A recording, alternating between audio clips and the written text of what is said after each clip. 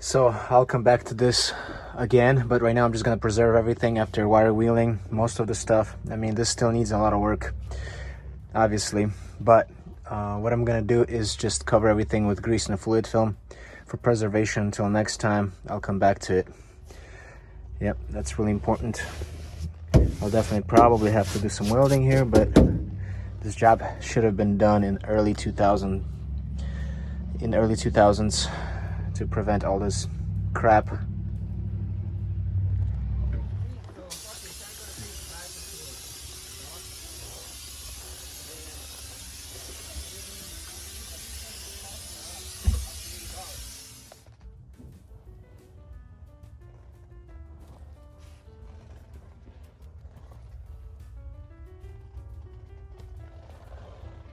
Bro, what gasket do I need to change? It's leaking from the spare tire area, the oil. I don't know what's going on. There's a lot of oil right there. You see that? Spare tire area, that's crazy.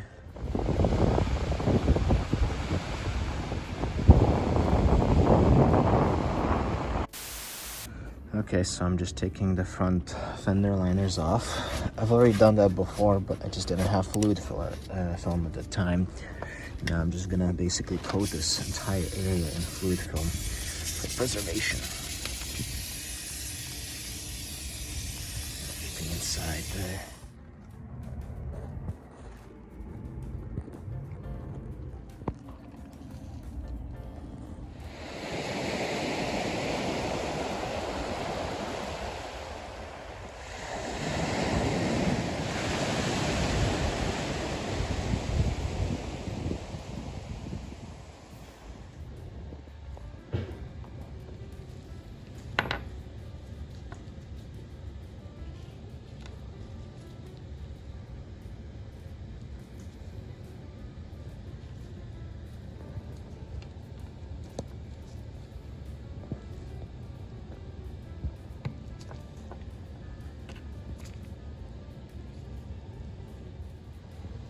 Okay, got plenty of silicone paste on it. Make sure this lines up with this mark right here. Oh, I guess it went right in. Yeah. It will seal just fine. Just gotta push it down more so it exposes the groove for the snap ring. So I put water in it and now we can test it to see if it's leaking. It's been good so far, no leaks.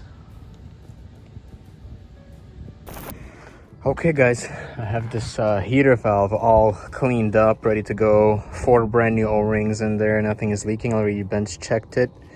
And as you can see, I cleaned it up really nice, so it looks like new right now. Love it. So let's go ahead and install it, run the car, make sure there's no leaks, and we're good to go.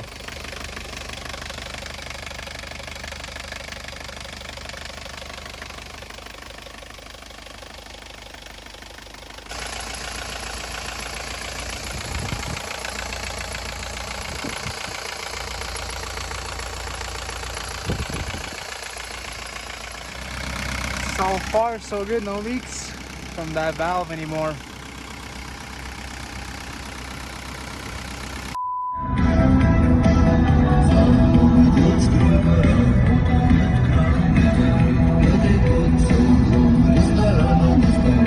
Okay guys, so here's the cluster. I took it out because I wanted to add an extra ground wire to it because my fuel gauge is being really erratic sometimes. And what I did is I actually took it apart and I cleaned all these ground contacts right there, and then one is basically right there, and that's where I added the ground wire. Then another thing that I'm really sad about is that this temperature indicator, I just decided to reinstall it. It's probably not going to be showing the right thing. And basically it used to be in Fahrenheit, and then I ordered this stuff, actually a couple of kits from this company in Netherlands, but it didn't really like work well. They basically sent me this LCD display, or maybe it came from Germany, I can't remember, but this LCD display, and I installed it. I tried doing so many different things and cleaning it, and you know, but every time I would plug this temperature indicator in, it would just be showing wrong temperature, or like not complete readings, and it actually was or is in Celsius instead of Fahrenheit, so maybe that's why it's showing weird readings, you know. But it seems like it's a big problem with W201s.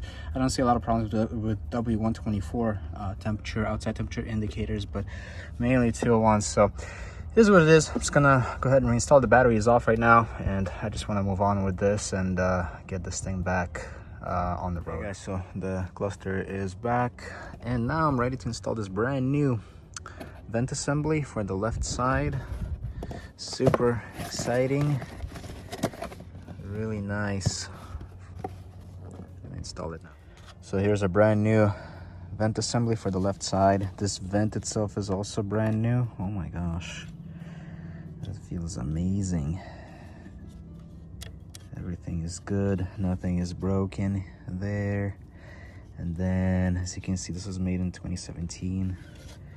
Brand new part, about to install it there. And then I have a new switch for the rear dome light. Here's the new switch. We're gonna install that as well. The rear dome light switch. Okay, first I install the switch, and then you need to align that duct with it. So, and then connect the connector as well, and then make sure this fiber optic cable right here goes there too. Okay, so you actually have to install this, pre-install this vent assembly first, and then install the switch like that, kind of push it through, otherwise you can't really do it.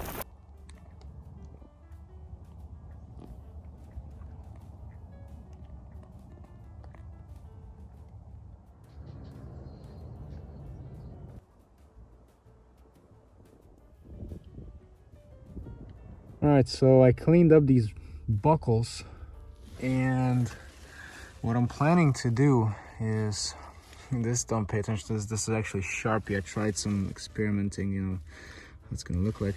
But I'm gonna use this color right here, bright red. It may not be the best color, but I'll just try it, you know. It's still gonna look a lot better than it looks right now when it's faded like this. So yeah, we're just gonna try to apply the coat already, master everything, clean everything. So I'm gonna try this guy.